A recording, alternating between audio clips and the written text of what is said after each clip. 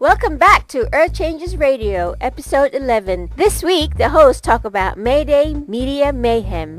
And now, the two hosts that take a dump on Big Brother State.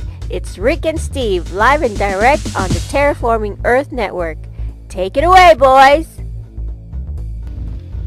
Thank you, Carol. Good evening, everybody. My friends, foes, and assorted others, welcome to another edition to Earth Changes Radio at EarthChangesRadio.com. Hey, listen up. Now, if you're suffering from mental illness and or depression, viewer discretion is highly advised. So take a deep breath and deal with the reality. It doesn't help you to stress out on these things, and if you get into the game, who knows? You may have an understanding that could benefit us all. And remember, our good friend over here at paltalk.com, you can join us every Tuesday night, paltalk.com. One of our good friends here, Asterisk 1977, says, and I'd like to add a positive note, he says that every day that you can suck air, you're winning, and we're winning. So, good evening, and welcome to another episode of the Rick and Steve Show, The Deplorables, Completely Unredeemable. We welcome you all here tonight. Hope you're having a great time. I'd like to say hello to some of our chat participants over at paltalk.com. You can join us in the Earth Changes Radio Show every Tuesday night, or in Ancient Observatory. We have some new folks in here tonight. We have Nibiru Messenger. Love is Light, Yami is here, Susan Elizabeth is here, Fuzzy, Orangutan, Ben 2011 is here, our good friend Odd and administrator, Our Daily Dose, MW is here, Asterisk 1977, Chef Cheryl, hey Cheryl, thank you for the intro, Endeavors, Ruby Today, Whoopsie-Daisy, Rain Renor, Kane Renor, Cardiac Dan, Red Lightning, Saban, and many others who will probably join us here shortly. Steve, how you doing tonight? Take it away, bud. Well, thank you very much, our Earth Play. A very good morning, a very good evening, a very good afternoon, no matter what your time zone across this great planet Earth of ours. It is, in fact, the second day of May, one day after May Day, and indeed, this today's show, episode 11, is all about May Day Media Mayhem. The stuff we're not being told on the news, the stuff we're not being told in the media, and indeed, the stories that have been left out or not being spread out to other people and spread out to the people around the world. May Day traditionally is a day when workers around the world unite to join arms as brothers and realize that we're the ones who are building the world. We're the ones who are sweating and doing the work, doing the hard toil, and it is the corporations, the companies, the governments, and all the powers that be that get all the money and all the profits and all the benefits from the work that we do as people. So May Day traditionally is a workers' holiday and a workers' celebration no matter where you are. If you're in Russia, if you're in Cuba, if you're in Canada, if you're in Ontario, if you're in the UK or anywhere in Europe or Australia or New Zealand, doesn't matter where you are. If you're a worker, that day is for you, traditionally. These days, in 2017, May Day is seen or is being used as an anti-globalist protest, to protest some of the big companies and protest the G20, to protest all the United Nations and the Trilateral Commission, the Bilderberg Group, all of these groups that have your best interests at heart. Well, do they? No, I don't think so. They've got their own best interests at heart. They've got their own prosperity and their own existence in mind when they do the things that they do to us people on Earth. Now, there's a lot of stories we're going to get through today, but of course, May Day being the big one. How did you spend your May Day Earth Play? Did you get out there on the street with your placard and your sign saying down with the G20? Did you get out there and protest what's going on in the World Earth Play? I don't think so. These days, protesting, all that gets you is a nice FBI file. That's what they worry about. That's why they don't protest anymore. That's why people don't take to the streets like they used to. Everyone sits down, and if you've got an opinion, well, you can post it on Facebook.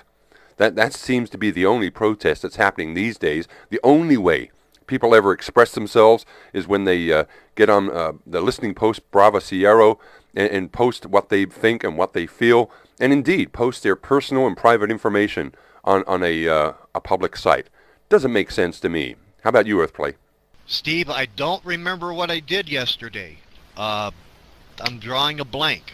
We've had a lot of inclement weather, so I've spent a lot of time indoors the last couple of days trying to take care of my blooms that I can't get into the ground. And speaking of blooms, we're having some pretty serious problems here. Do you know that yesterday, May the 1st, May Day, that wheat futures surged after a freak snowstorm blanketed the Midwest?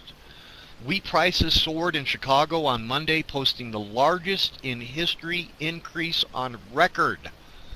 More than 12 inches of snow fell on the ripening wheat in parts of Kansas, Colorado, Oklahoma, and Nebraska in just 24 hours. In a lot of places, the wheat stems actually snapped or kinked over, says a guy called Aaron Harries, the vice president of research at the Kansas Wheat in Manhattan. Let me see. Research at Kansas Wheat in Manhattan. That's right. And if that is the case, it can't get any nutrients to the head anymore, and it's done. While it will take several days before the full extent of the damage can be assessed, early estimates suggest losses could exceed 50 million with an M, bushels, perhaps as many as 100 million. But let's not stop there.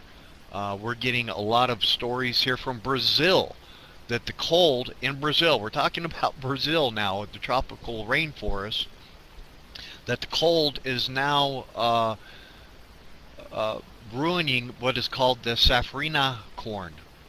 That the cold temperatures at the end of April, farmers worry about the next blast to be even colder this week.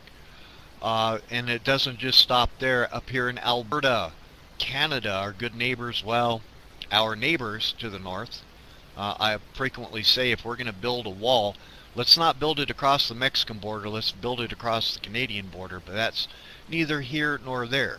Because this wet spring has caused headaches for the Canadian prairie farmers on an epic scale. More than 2 million acres of unharvested crops left over from last fall in Alberta, Manitoba, and Saskatchewan are still buried under the snow.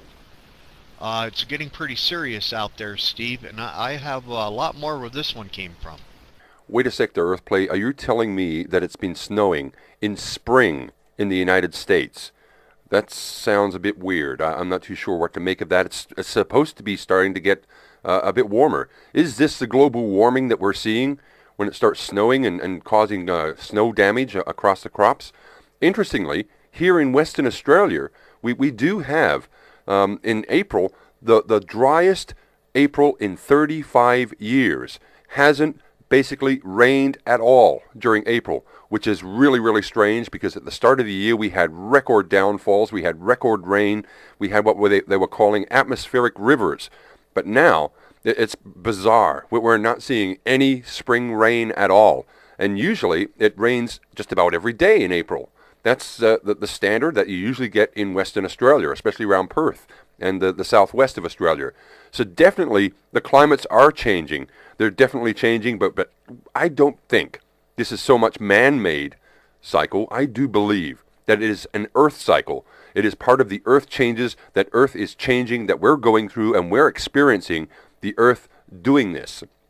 Could well be that HARP is being involved, as Saban just pointed out, but I do believe the Alaskan HARP facility has been turned off a couple of years ago.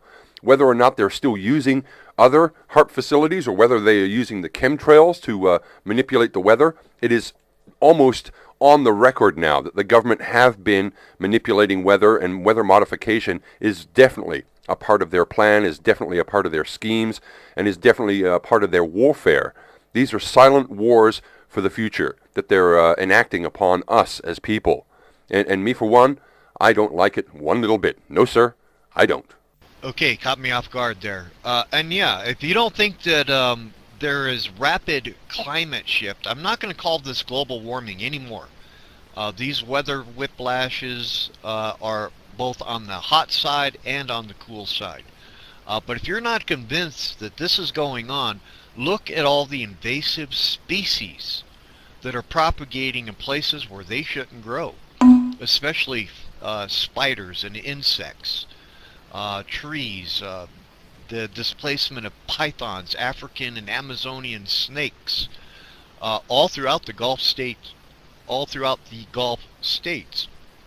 It's really becoming, and we're going to have to do a show on this one too, invasive species of plants and trees and shrubs and animals and insects that are being found in places where there traditionally have never been before.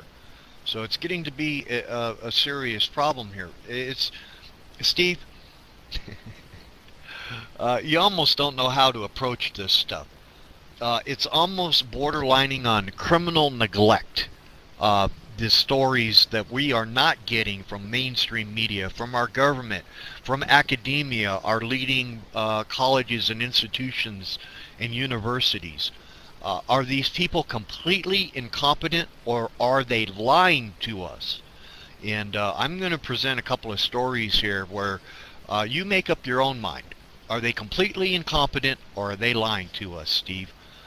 But coming from some of the most notorious deplorables and unredeemables on this entire planet, who can you trust?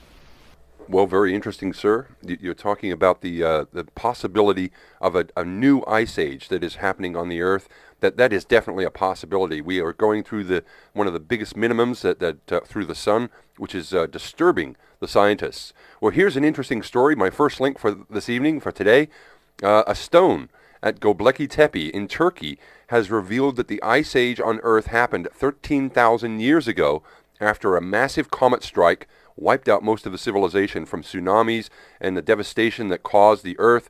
This has been uncovered, or deciphered, I should say, by Graham Hancock, the famous pyramidologist, the Egyptologist, and ancient origins researcher, and very famous guy, Graham Hancock. There's one of his stories there that has often been dismissed by mainstream science, and now mainstream science is actually backing his theories up, saying that yes, indeed, it does point to the fact that these people knew about this, and they put it in these stone writings about what happened to the Earth. And the stone at Göbekli Tepe is revealing that this actually happened on Earth, that we went through a major cataclysm of a catastrophe of some sort that wiped out most of civilization on Earth. But like I said before, we are a very hardy, we're a very strong race, we're a very strong people, and it takes a lot more than some sort of Earth-devastating comet to wipe us out. We can last through a lot more than that. And we're going through the New World Order, we're going through the depopulation event, we're going through the calcification of our thalamus, we're going through the poisoning of our children through vaccinations, and we are still resisting the powers that be to stand up for human rights and stand up for our rights as people here on Earth. The Earth belongs to all of us. And if we do not take a custodial stand against those who are raping and pillaging and ripping up the resources for profit and gain, then we have lost already. So I would say that the war hasn't begun. The war is almost over. Their war on planet Earth is coming to an end. Not the end of humanity, not the end of people on Earth, but the end of the pillaging of this planet. It cannot go on. They can blame the people all they like, but we're the ones who are forced to buy the petroleum, to buy the oil, to buy the gas, to buy all the resources they pull up out of the earth and sell to us for maximum profit. And if that's the system that they want, that system cannot be sustained. It is not sustainable to keep going the way they're going, and I think they know that. I don't know where to go from there, but honestly, I think the war is almost over. There is no more war anymore for Trump or any of these warmongers, because all that does is make the corporations and the war machine even richer and richer. I say, let's have peace on Earth and goodwill towards men and women. Go ahead, Earthplay. I think that you need to go in for psychological evaluations, Steve, to think that that is possible in this era. But I agree with you so much there. You know, our dialogue over these topics really needs to change. the way that we talk to one another and the informations that we share. My next news stories are very disturbing. And of course, a lot of people think that I'm nothing but a fear-mongerer, but is it your right to know about these things? Why does not the media or the government or academia talk about these things? Now, these are verified, vetted headlines and stories that anyone can have access to, and I'm going to direct you to a website now called enenews.com. enenews.com, energynews.com. This comes from last week, that was announced on television. I'm not interested enough to know what television it was on, but the story reported that there is now Fukushima radiation alert. Concerns that a nuclear chain reaction could occur at the plant. And as I've been telling you, things at Fukushima will only get worse. They will never get better. They will only get worse. And every story that you hear from Fukushima will be worse than the story that you heard before. That the reactors are still melting down and spewing radioactivity. Open air fission, ladies and gentlemen. Fuel has burned through the containment, and experts are now saying that it is so unprecedented it could be as many in volume as 12 Chernobyls. Again, last week, mass die-offs along the U.S. West Coast. Reported on television, it's not clear why all the marine life is washing up like this. I think I have a clue, and I think they do as well. Back to my original comment, are they completely incompetent or are they lying to us? Continuing, the reports are coming in every day. The experts are now saying an unknown organism is eating away the brains, the hearts, and the tissues. That new infections never seen before. This is last week, okay? I've read the same story last year and the year before. Again, from last week. Experts at the nuclear power plant in Daiichi Fukushima, Daiichi 1 through 6, wants to drop their tanks of radioactive wastewater into the ocean again, making this the 4th time that they have dumped over 1,000 tanks of stored radioactive material into the ocean. And Americans are worried over flumes hitting the West Coast. No, they're not. This has been going on since 2011, 6 years, more than 6 years. No Americans that I know of give a rat's ass if this is going on or not, because they can't see it, smell it, or taste it. The reactors are now leaking unusually high levels of radiation into the sea regardless. Estimates are between 300 and 400 million gallons per day is leaching out of the nuclear power plants into the ocean, and now they want to double down by emptying all their tanks again for the 4th time. The world does need to help. Officials say that Japan is lying about the catastrophe. Oh, you think?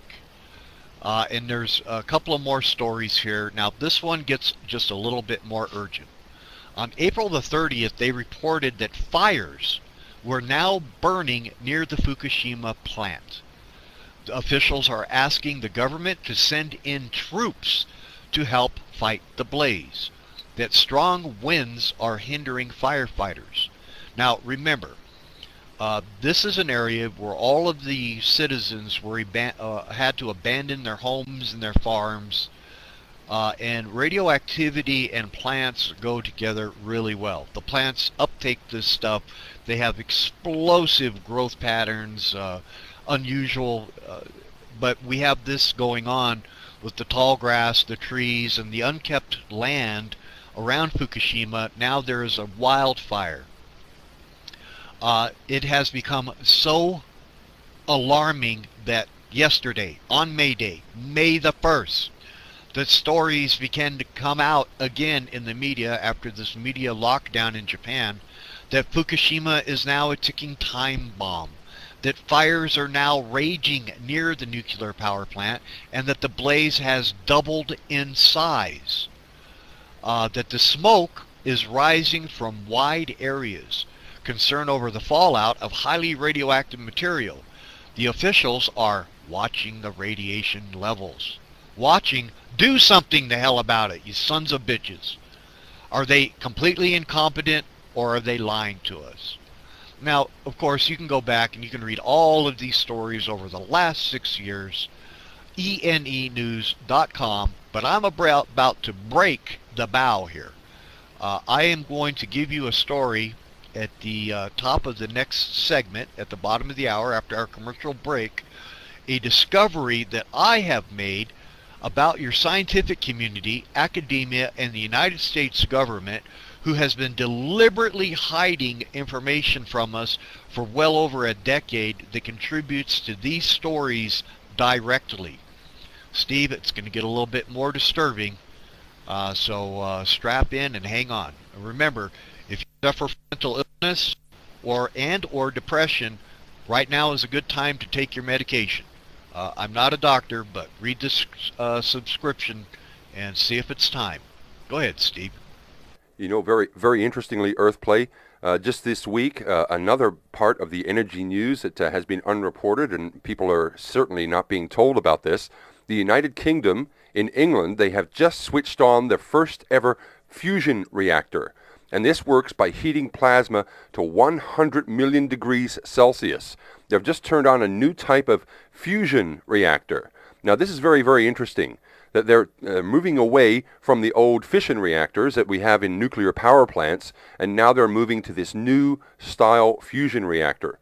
What happens to plasma at 100 million degrees if it ever goes ballistic, if it ever goes, if it doesn't get contained? That is scary. To know that there is 100 million degree plasma that's melting through the core of the Earth, what are they doing? Do they really have containment of this? Do they really have contingency plans if this goes ballistic? I don't know. But putting out a fusion reactor that heats up plasma to 100 million degrees, why would you even need it that hot? I mean, really? I don't know the ins and outs of any of these energy companies or how they do this, but that just seems ridiculous. It seems a little bit crazy to me. Another story that caught my attention was the Aurora Australis, the Southern Lights. As we see in the Northern Lights in the Aurora Borealis, well, the Southern Lights are now being seen 75 kilometers south of Sydney. And on that link there's some spectacular pictures of sprites coming out of a thunderstorm. The gamma ray radiation being bursting up through the troposphere and through the stratosphere, and a guy got a picture of it right next to some Southern Lights in Sydney, Australia. How is it that the Southern Lights are moving up the coast, almost to Queensland? How is that possible that they're now being seen in New South Wales? I don't know what's going on with the world, but we seem to be seeing magnetic flux. We seem to be seeing the magnetosphere of the Earth actually changing along with the weather itself. Climate change has gone ballistic. Now we're seeing all kinds of weird phenomena that we have never seen before, and we're seeing a lot of it all around the world. But we certainly do need to keep our eye on Fukushima, because the more that this thing pumps out, the more poison is poisoning our Earth and poisoning our biosystems, poisoning our water and our food and our soil. It certainly is something for concern, and I don't hear anybody in any media, wherever they are, talking about what's happening in the world today as far as the poisoning of the Earth by radiation. So I would like to see a bit more of it, and I'm so glad we have this facility here, this vehicle, this medium to get out to people about what we feel about and what concerns us the most. Because nobody else is talking about this, and certainly it needs to have a bit more attention put onto it. Go ahead, sir, your mic. Yeah, that's right. The Earth's magnetic field is changing. There is no doubt about that. The North Pole is migrating, meandering, and staggering all over the Arctic Circle. Things are definitely changing. Our ozone layer is almost non-existent. A lot of people don't realize that. They don't understand that. They think that the government solved this problem a long time ago, but I think that they have made it even worse. And if you're a proponent of the electrical universe, as I am, you know the Earth's magnetic field is intrinsically tied to the jet streams and all life on Earth, which is changing right now. And with the solar minimum, we're in a solar minimum right now that rivals or even equals the last Maunder minimum that should be plunging us into an ice age. And indeed, we may be moving into a period of rapid cooling instead of warming. There is what's an appropriate, a spoiler to the coming ice age that I have discovered. It's part of my next story at the after the break, Steve. Very disturbing, but you're absolutely right. Things are changing as the like rogue waves, which used to be, tall tales of sailors and seamen, of rogue waves 100 feet tall, crashing over their ships, that would happen about once a year. Now it's happening about once a month. Gyroscopic waves of water that are circumventing the entire globe. This is something new. It is not something that we just recently discovered. It used to be something just of myth and of fantasy, of made-up stories, but not anymore. There are lots of incidents of cruise ships being hit, and many other seagoing vessels that you can actually see these on YouTube. Rogue waves. And that's not the only thing. In meteorology, there have been numerous classifications that have not been added in meteorology since the 1950s. Well, what took them so long? Was it that these phenomena were so infrequent and so rare that they didn't even reach consideration for classifications? And what has changed? That now that they're no longer phenomena, weird and rare phenomena that occur almost on a daily basis now, they're having to add these things to meteorology. And nothing has really changed in meteorology in over 300 years until the very last decade. Steve, coming up on the break, man, am I going to bust it wide open after the break. I have got some very disturbing news. Well, Earthplay, it's not just the oceans that are experiencing all kind of tumultuous changes. About a month ago or so, a flight from Perth to Bali got hit with some unforeseen and unexpected turbulence during its flight in the air. About a dozen people were injured as the plane got thrown around and somebody broke their nose and fractured their arm. Well, it happened again just this week, a flight from Moscow to Thailand, where 27 people were injured when the plane hit unexpected, tumultuous air turbulence. And this must have been something bad for 27 people to get injured on a flight that was flying along, cruising speed, cruising altitude, nice and easy, and suddenly the plane just gets thrown around like a toy. This is happening. This is happening in our world. We are seeing the Earth change so rapidly, so fast, and it's changing at a rate that's actually hurting people. You're listening to Earth Changes Radio. We'll be back after this short message break. Kia ora. You're listening to Earth Changes Radio with Rick and Steve on Terraforming Earth Network.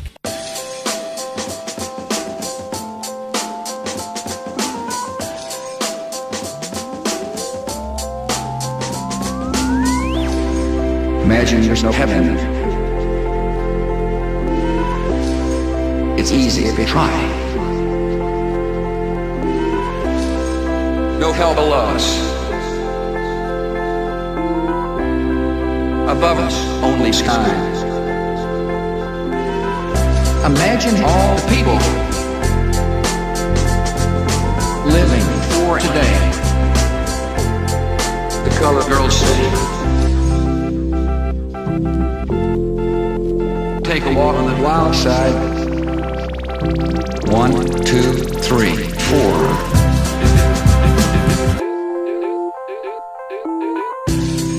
Imagine no possessions. I wonder if you can.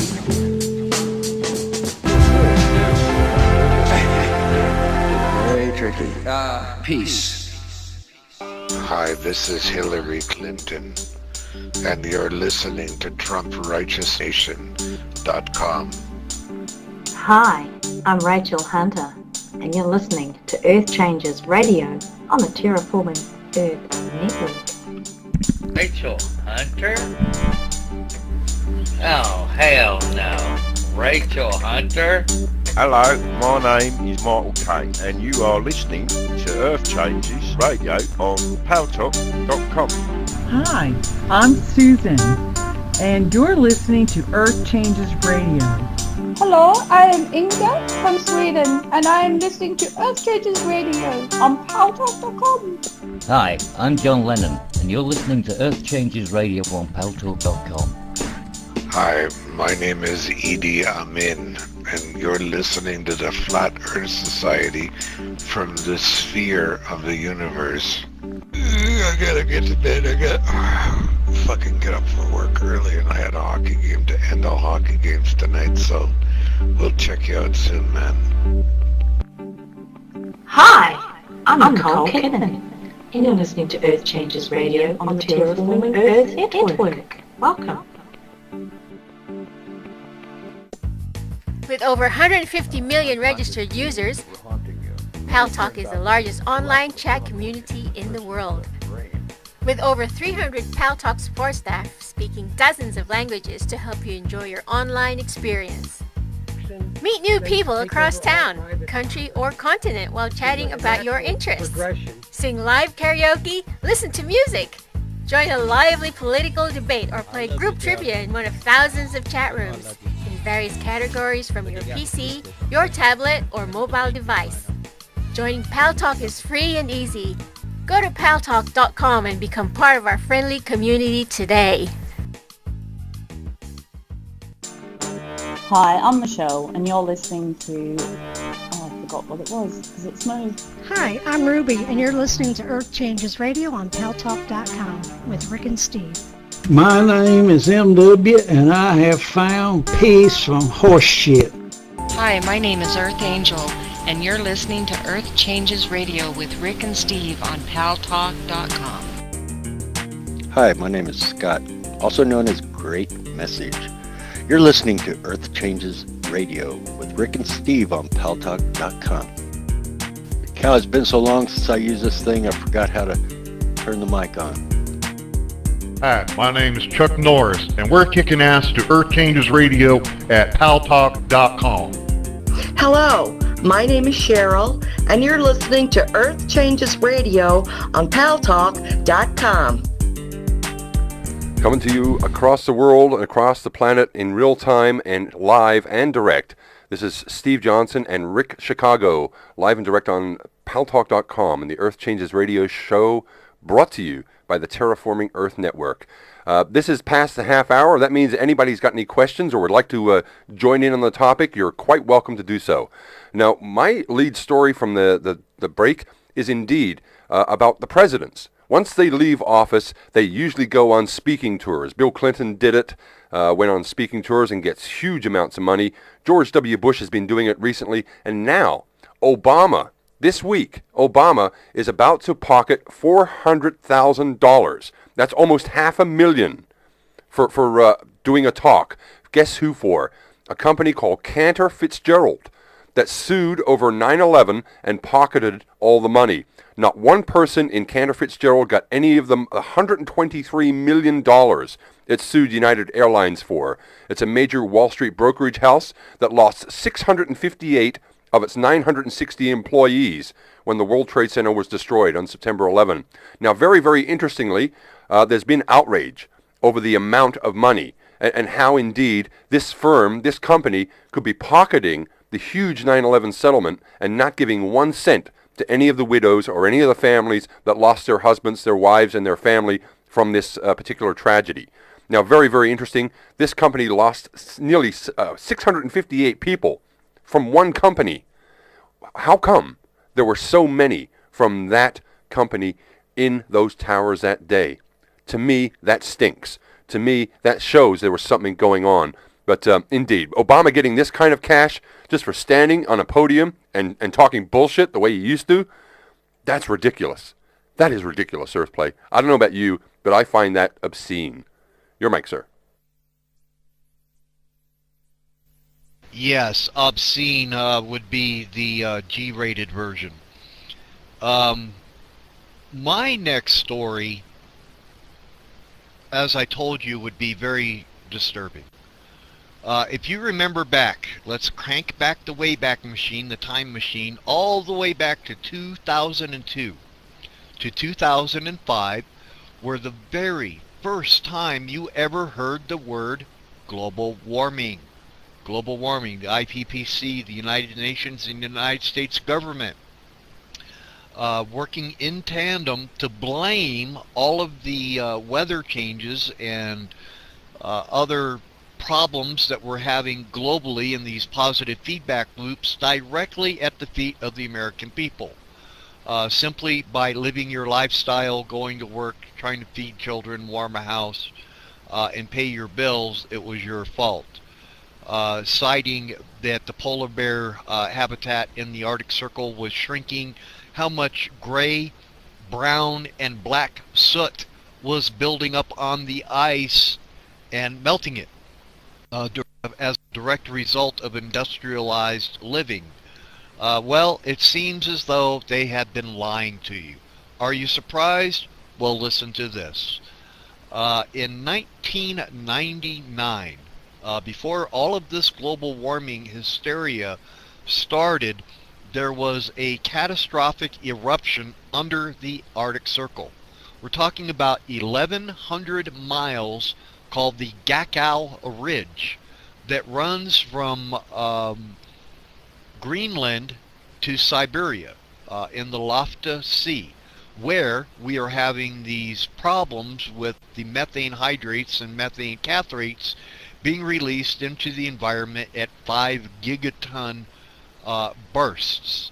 Now, this was supposed to be laid at our feet, that we were the direct cause of this.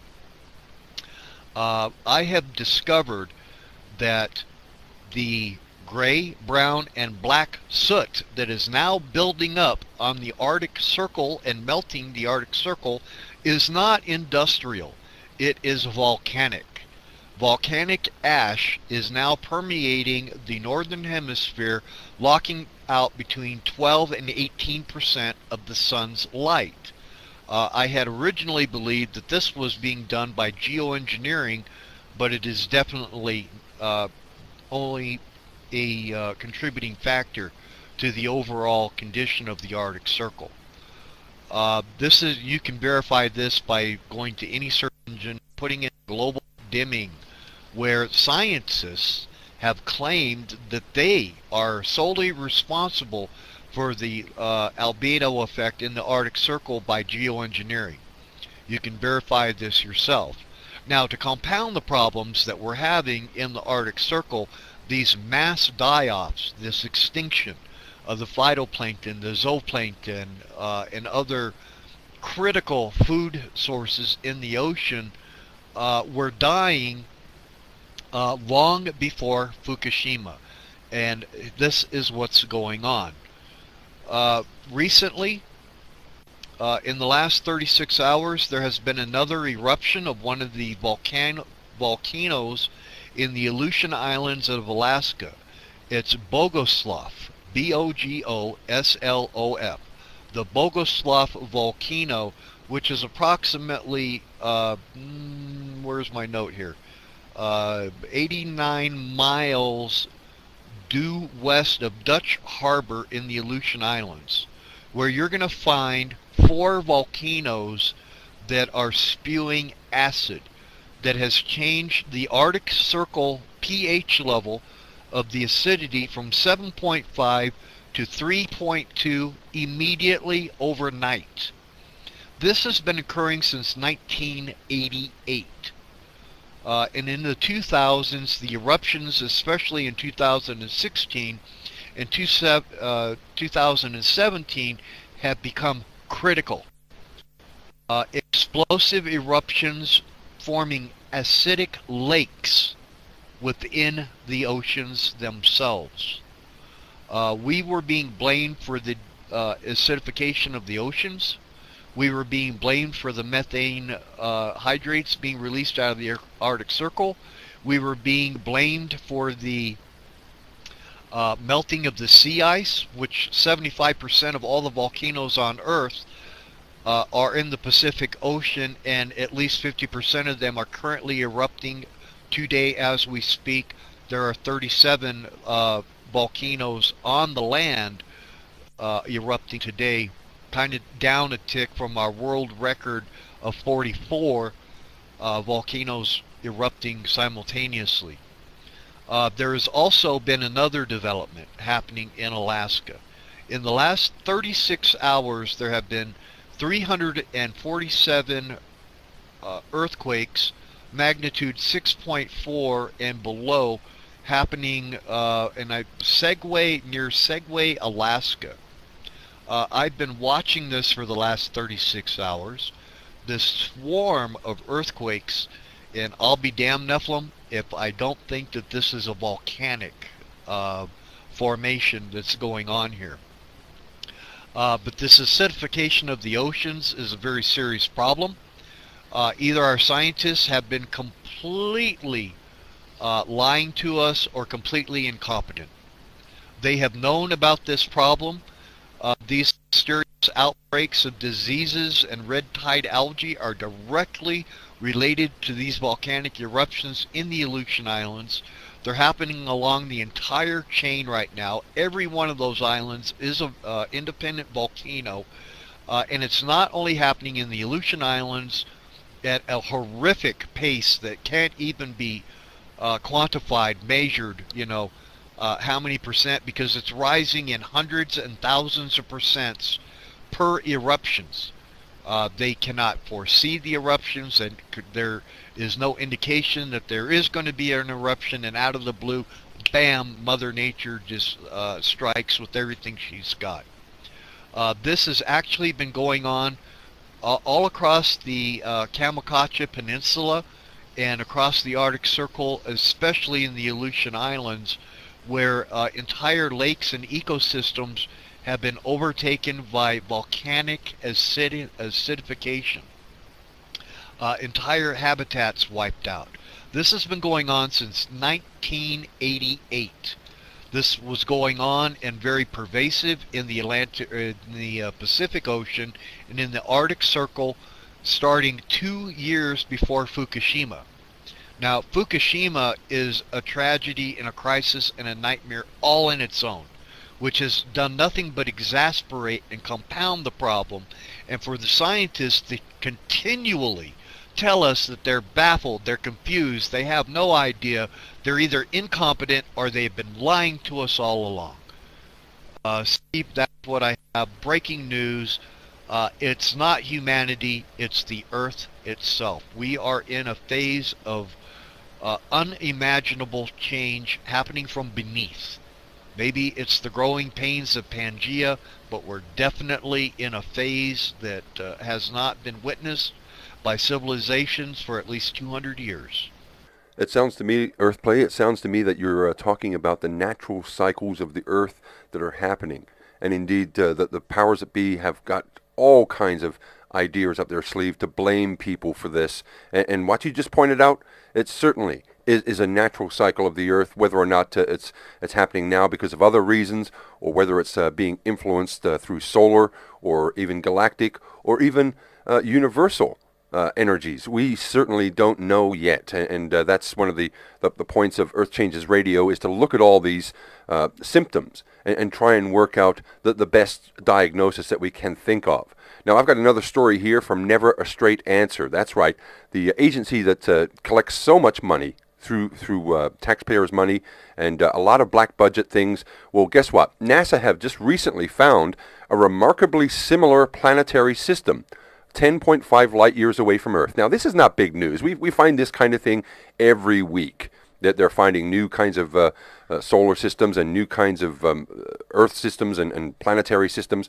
But this one, Epsilon Eridani, is very, very interesting in the fact that it's in the southern hemisphere of the constellation Eridanus. Now, why is this important? Guess what? Babylon 5, the science fiction show, was actually based on Epsilon Eridani. It was based on this particular planetary system. That's where they had the show. What do they know? What do they know about life out there that they're not telling us? The fact that Babylon 5 based itself in this particular planetary system, and yet it's supposed to be a science fiction show. It makes me wonder what they really know and what they're really telling us, whether or not this is true or not. Another story to come out of NASA is that researchers say that strange signals thought to be dark matter could actually be the dying cores of collapsed ancient stars in the center of our own Milky Way. This is fascinating research, and it shows every day that goes on, every month and every year, we're finding out more and more about the system we live in, about the cycles of the planetary systems, of our solar system, and indeed of our Milky Way galaxy. There is so much more that we have to learn, and listening in to Earth Changes Radio is one great way of finding out more about the Earth underneath us, the Earth around us, and the Earth above us. Everything that's happening, everything that's changing, this is where you will find some answers, or at least get some intelligent talk about what's happening to the Earth and some stories that you won't hear anywhere else. If anybody's got any questions or would like to chime in and join the discussion, you're quite welcome to. This is Earth Changes Radio with Rick Chicago and Steve Johnson. Go ahead there, Earthplay. The mic is yours. Yeah, Steve, and I think I can slim it down a little bit here. When we talk about the methane hydrates, this is not just in the Arctic Circle. This is worldwide degassing that's going on here. The poles in the magnetic field and the movement of the magnetic field, even the jet streams crossing over the equatorial bulge, all of these things, all of the things that I just mentioned, are symptoms of a process going on underneath the crust of the Earth. Has absolutely nothing to do with human civilization. All of these things are being generated by the core of the Earth itself. Scientists have been trying to warn us for years that the core of the Earth is changing. They don't know exactly how it's changing, but they do know that it's releasing a lot of heat, that magma flumes are starting to appear around Java, around the Solomon Islands and the Fiji area. The whole area has been destabilized. Now, the last epoch of this type of mantle release, which would be iron ferrite, iron and nickel from the core of the Earth, bleeds up through the mantle or the rest of the magma, which is basically rock. It's rock, and other plasmas and gases and liquids and volumes. But this is very distinctive, just like the Siberian traps down in the desert of Mexico at Devil's Lake in Minnesota, I believe it is, where these huge plates of iron ferrite, I can't quit saying that, iron and nickel plates are on the surface of the Earth. Now, this has not happened in any recorded human civilization on Earth. These are things that are theorized and postulated through the geological record only. We have never seen these things, like calderas opening up on the Earth, as one did in 2010. The first caldera ever seen by human civilization opened up in Chile. It's called the Chilean volcano, which is also a caldera. Very interesting that these things should be happening in our in this time period of this decade. And there's many more anomalies, but it appears to me as though human beings have absolutely nothing to do or nothing they can do to mitigate these things, that all of these changes are coming from the Earth's core and changes within the Earth itself. The jet streams are changing. That means the electrical values are changing. The poles are moving around and migrating. The pole is created from the dynamo of the Earth's mantle. It doesn't come from the sun. We have our own shield to protect us from the sun. All of these things have absolutely nothing to do with humanity, yet we are taking the blame and more than happy to pay dollars to correct the problem. Go ahead, Steve. Kind of infuriates you, doesn't it? Well, you know, Earthplay, one thing that a lot of people are concerned about, and indeed, this is happening on the Earth at the moment, the corporations are trying their best to do their transhumanism agenda. Hey, good to see you there, FEMA. The transhumanism agenda, basically summarized, is the idea to make robots more like humans, and humans more like robots. Well, guess what? The first ever RoboCop that has been put out there, that has been on duty and patrolling Silicon Valley, you have all these kinds of ideas that RoboCop is some big bad thing. Well, guess what? The world's first RoboCop was taken out by a drunk man staggering home. This is their agenda of transhumanism. We invite everybody to come up here and have a talk. I saw Energy Supply. You're right next on the mic. Go ahead there, sir. Mic is yours. Yeah, I don't want to derail the conversation, but I just wanted to say that, you know, if you listen to Dane Wigington, as long as probably 2.5 years ago, he was saying about the geoengineering that the electrical conductivity of the atmosphere was now, at that time, 400 times its norm. So I just wanted to throw that in there because obviously it's going to be a lot higher now that the years have passed. Yeah, I have the utmost respect for Dane Wigington. Dane and I are friends, actually. And his program plays every morning, Saturday morning at 6 a.m. California time. Many of us are asleep, but I replay his program in here with his consent. But Dane believes that we're facing a catastrophic runaway global warming that will warm into infinity. I don't know, you know, based on the recent information, he's got a good point here. We are decimating the environment. We are playing God with the environment. All of these other problems that I suggested that we're having, it's more than a suggestion. I don't think that Dane agrees that we could be moving into a flip-flop or a flip, that we could possibly get cold, but apparently that is what's going on here. The thing is that none of these models from the IPCC or any of these organizations that are espousing global warming, runaway heating into infinity, that we don't have, that the only thing we can do is pay money, paint our roofs white. I mean, that's a hell of a suggestion. None of their models include the sun or the magnetic field or earthquakes and volcanoes. None of them. It's all based on the habits of humanity. It has nothing to do with the natural world. And if you go back and you look for yourself through the IPCC data, the International Panel on Climate Change, you will see that they do not factor in the volcanic dust that is actually is increasing in the atmosphere on a daily basis right now.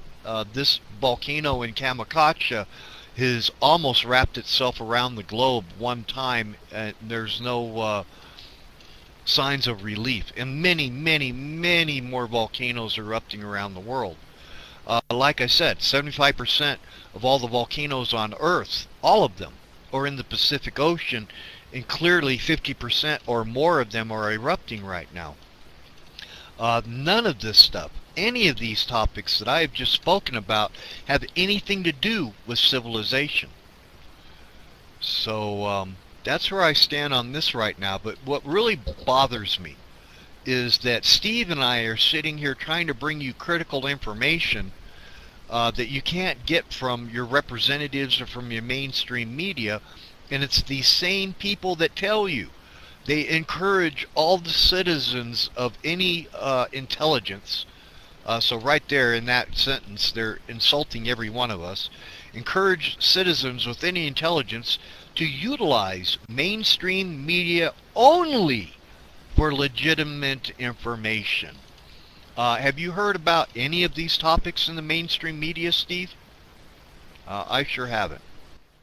Well, you made a very, very good point there, Earthplay. Every time we hear a climate expert or some sort of environmentalist or expert in what's happening to the world, we never hear them talk about the effects of the sun or the effects of the magnetosphere or the effects of our galaxy on our planet or indeed on our solar system here on Earth. You know, the interesting thing, they don't mention these other things. They never mention gamma ray bombardment, about the Earth being bombarded with all these types of rays from the Milky Way itself. We never hear about gravity wave bombardment. We never hear about the Earth being bombarded with gravity waves that you can actually see in like the fish spine clouds that appear, the patterns in the clouds.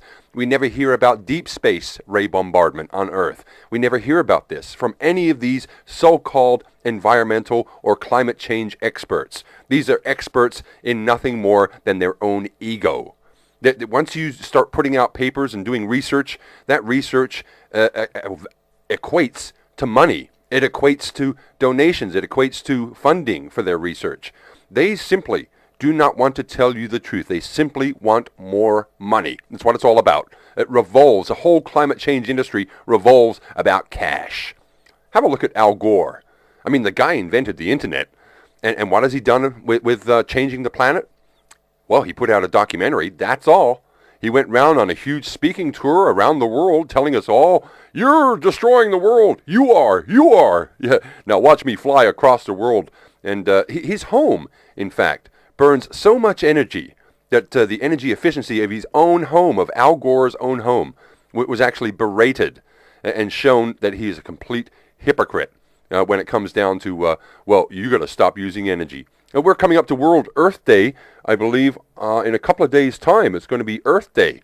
So I hope you spare a thought for all these bullshit artists and all these assholes making money from blaming you. I hope you spare a thought until Earth Day to go shove it up your ass.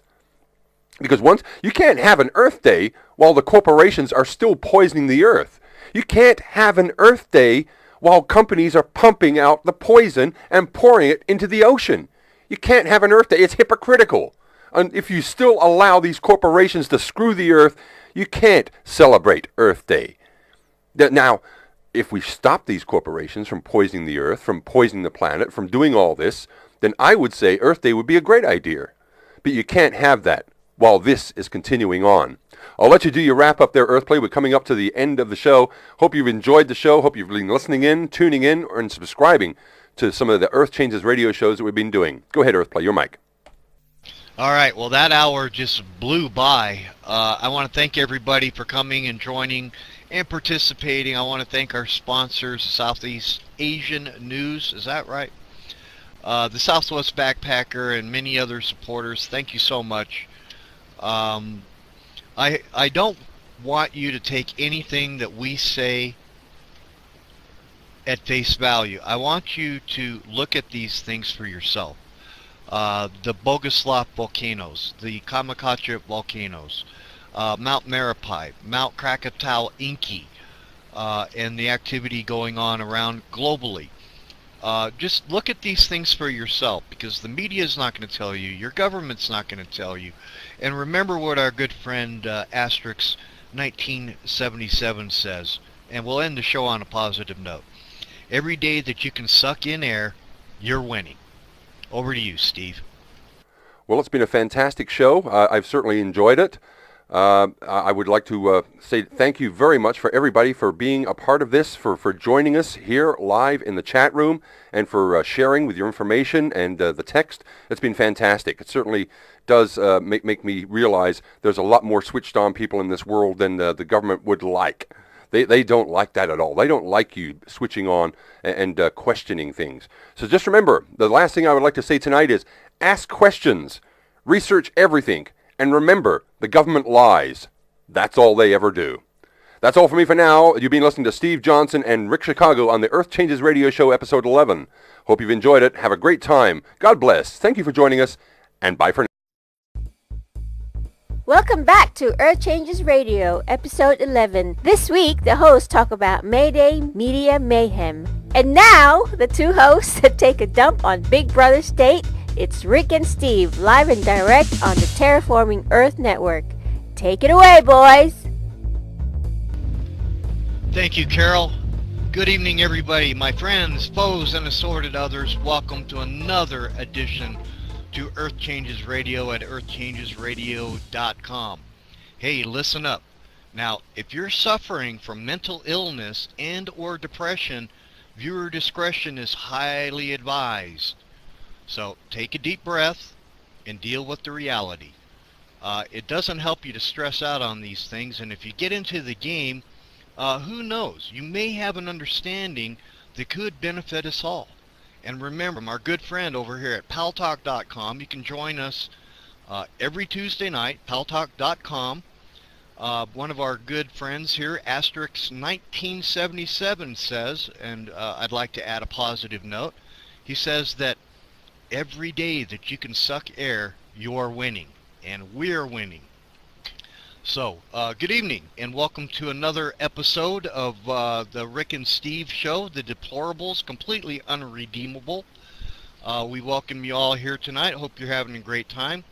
Like to say hello to some of our chat participants over at paltalk.com. You can join us in the Earth Changes Radio Show every Tuesday night. Or in think and what they feel, and indeed post their personal and private information on a public site. Doesn't make sense to me. How about you, Earthplay? Steve, I don't remember what I did yesterday. I'm drawing a blank. We've had a lot of inclement weather, so I've spent a lot of time indoors the last couple of days trying to take care of my blooms that I can't get into the ground. And speaking of blooms, we're having some pretty serious problems here. Do you know that yesterday, May the 1st, May Day, that wheat futures surged after a freak snowstorm blanketed the Midwest? Wheat prices soared in Chicago on Monday, posting the largest in history increase on record. More than 12 inches of snow fell on the ripening wheat in parts of Kansas, Colorado, Oklahoma, and Nebraska in just 24 hours. In a lot of places, the wheat stems actually snapped or kinked over, says a guy called Aaron Harries, the Vice President of Research at the Kansas Wheat in Manhattan. Let me see. Research at Kansas Wheat in Manhattan. That's right. And if that is the case, it can't get any nutrients to the head anymore, and it's done. While it will take several days before the full extent of the damage can be assessed, early estimates suggest losses could exceed 50 million with an M, bushels, perhaps as many as 100 million. But let's not stop there. We're getting a lot of stories here from Brazil, that the cold in Brazil, we're talking about Brazil now, the tropical rainforest, that the cold is now ruining what is called the safrinha corn. That the cold temperatures at the end of April, farmers worry about the next blast to be even colder this week. And it doesn't just stop there. Up here in Alberta, Canada, our good neighbors, well, our neighbors to the north, I frequently say if we're going to build a wall, let's not build it across the Mexican border, let's build it across the Canadian border, but that's neither here nor there. Because this wet spring has caused headaches for the Canadian prairie farmers on an epic scale. More than 2 million acres of unharvested crops left over from last fall in Alberta, Manitoba, and Saskatchewan are still buried under the snow. It's getting pretty serious out there, Steve, and I have a lot more where this one came from. Wait a sec there, Earthplay. Are you telling me that it's been snowing in spring in the United States? That sounds a bit weird. I'm not too sure what to make of that. It's supposed to be starting to get a bit warmer. Is this the global warming that we're seeing when it starts snowing and causing snow damage across the crops? Interestingly, here in Western Australia, we do have in April the driest April in 35 years. Hasn't basically do as people. So May Day traditionally is a workers' holiday and a workers' celebration no matter where you are. If you're in Russia, if you're in Cuba, if you're in Canada, if you're in Ontario, if you're in the UK or anywhere in Europe or Australia or New Zealand, doesn't matter where you are. If you're a worker, that day is for you, traditionally. These days, in 2017, May Day is seen or is being used as an anti-globalist protest, to protest some of the big companies and protest the G20, to protest all the United Nations and the Trilateral Commission, the Bilderberg Group, all of these groups that have your best interests at heart. Well, do they? No, I don't think so. They've got their own best interests at heart. They've got their own prosperity and their own existence in mind when they do the things that they do to us people on Earth. Now, there's a lot of stories we're going to get through today, but of course, May Day being the big one. How did you spend your May Day Earth Play? Did you get out there on the street with your placard and your sign saying down with the G20? Did you get out there and protest what's going on in the World Earth Play? I don't think so. These days, protesting, all that gets you is a nice FBI file. That's what they worry about. That's why they don't protest anymore. That's why people don't take to the streets like they used to. Everyone sits down, and if you've got an opinion, well, you can post it on Facebook. That seems to be the only protest that's happening these days. The only way people ever express themselves is when they get on the listening post, Brava Sierra, and post what they... Observatory. We have some new folks in here tonight. We have Nibiru Messenger. Love is Light, Yami is here, Susan Elizabeth is here, Fuzzy, Orangutan, Ben, 2011 is here. Our good friend Odd and administrator, Our Daily Dose, MW is here. Asterix 1977, Chef Cheryl, hey Cheryl, thank you for the intro. Endeavors, Ruby Today, Whoopsie-Daisy, Kane Renor, Cardiac Dan, Red Lightning, Saban, and many others who will probably join us here shortly. Steve, how you doing tonight? Take it away, bud. Well, thank you very much, our Earth Play. A very good morning, a very good evening, a very good afternoon, no matter what your time zone across this great planet Earth of ours. It is, in fact, the 2nd day of May, one day after May Day, and indeed, today's show, episode 11, is all about May Day Media Mayhem. The stuff we're not being told on the news, the stuff we're not being told in the media, and indeed, the stories that have been left out or not being spread out to other people and spread out to the people around the world.